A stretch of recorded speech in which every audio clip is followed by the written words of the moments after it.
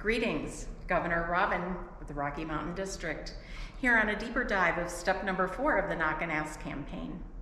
Let's take a little recap of step 1. You're going to create your list of prospects.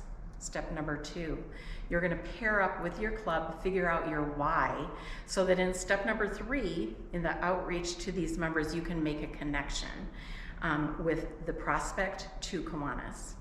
Joining me today is a fellow philanthropist and Kiwanian, Dave DeCecco. And the reason that I've invited Dave today is that we are both in philanthropy, and I'd love for us to look through the lens of philanthropy when we're thinking about this. Creating a relationship hopefully will make for lifelong Kiwanians. So Dave, in this step number 4, we've already made a connection. We've identified this person. There's a golden thread to our club. For me, step number 4 is the critical piece, because that's when we're actually going to invite them to either a service project or a meeting. And then there's going to be some follow-up that's needed. And you know, in philanthropy, those touch points and engagement pieces really turn folks into committed members. So why don't you take it away and do a little philanthropic message for us. Thank you, Robin, so much, and hello, Kiwanians. Thanks for listening for a few minutes to what we have to say. What we're really talking about is the ask. The ask is the most critical part to gaining membership. There's no question about that. The ask is also the scariest part. It's a thing that frightens probably the most people is that opportunity to hear a no. But I will start, before I talk about strategies or techniques, know that because you're willing to make the ask, you've already figured out your why and your passion, and we have an organization that we can brag on in the impact that we do. Never be afraid to ask someone to come out and impact children, to join our organization. Be proud and be excited for it because you know your passion for it. I think that's key.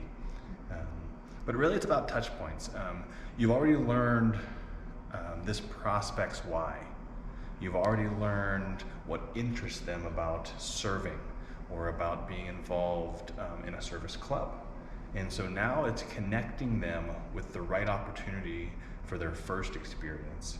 That may be coming to your signature event, whatever that could be for your club. It could be coming to your breakfast or your lunch and getting to know other members because they want to meet more people. That was their why, and do it under a good term of serving. And so it's understanding their why and connecting them with that right opportunity. And then that's an easy yes for them. You already know they're interested. You already know you have a great opportunity. And so bringing them out, sharing their story, having them introduce themselves, it's all key things, making them feel welcome. The next thing is probably after that event. They came, they hung out with you for an hour. That's amazing. You got to share some things, but how do you take that hour critical moment and turn it into a yes down the road? And it's the follow-up. It's the touch points. Absolutely. Right. So those touch points are pretty simple. Handwritten notes go a long way. There's no question. It's a lost art, many people say, right? But you got to carve out time to send that.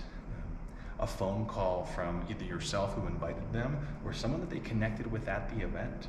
Maybe they met your club president and that's the person that needs the call, and just thank them. No ask yet. Just thank them for doing it. You already know they're interested. And then setting up a follow-up meeting or the next event to actually talk about why joining Kiwanis is the right move for them, and their talents and their energy is the right thing for the club. I think is also, it's a two-way street. We're not just in it for members, we're in it to provide an opportunity. Mm-hmm. Absolutely. And one thing to remember is that it's never too late to start. So even if you have not developed your list of prospects, go ahead, do that. It takes some time, but it's well worth the effort. In addition to figuring out your why, because if we put all those pieces into place, step number 4 becomes so much easier when you've done your homework. So thanks for joining me today, Dave, and good luck, Kiwanians. Make sure that you subscribe to our YouTube channel, like this video, reach out if you have any questions. Good luck.